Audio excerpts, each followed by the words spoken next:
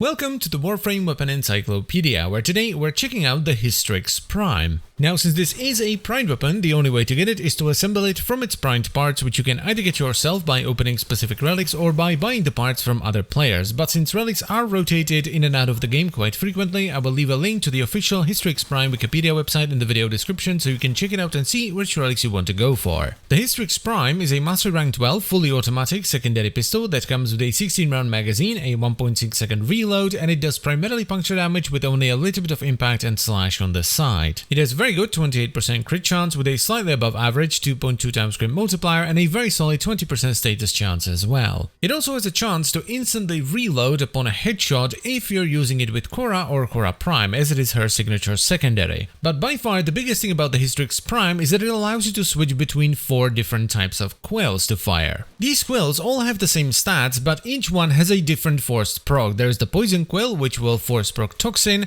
the Fire Quill, which will force proc Heat, the Electricity Quill, which will force proc Electricity, and finally the Ice Quill, which will force proc Cold. The cool thing about these though is they don't get mixed into your own elements that you put on the weapon yourself, so you can easily have a weapon that procs Corrosive and Toxin even though Corrosive already has Toxin in it. This makes it very good with mechanics that benefit from stacking status effects like Galvanized Shot or Condition Overload. So all in all, a pretty solid weapon indeed, and it's also a big upgrade over the standard Hystrix. It's basically just bigger and better, which is what you expect from a primed weapon. You have faster reload, more crit chance, more status chance, and more damage. Now, I've tried a bunch of different builds on the Hystrix Prime, but the one I ended up liking the most was this one right here, which is focused around using either the Fire or Poison Quills. And it's a hybrid that utilizes Vital and Heat, so you proc Vital on the enemy to make them take more flesh damage, and then you proc a ton of Heat, or Heat and Toxin depending on which will you're using to actually do damage to their flesh. And I'm also using Creeping Bullseye here to bring down the fire rate a little bit, which makes the weapon feel a little bit better because the fire rate is quite high and the magazine size isn't necessarily that big. So if you pump your fire rate too high, it feels like you're reloading the weapon non-stop.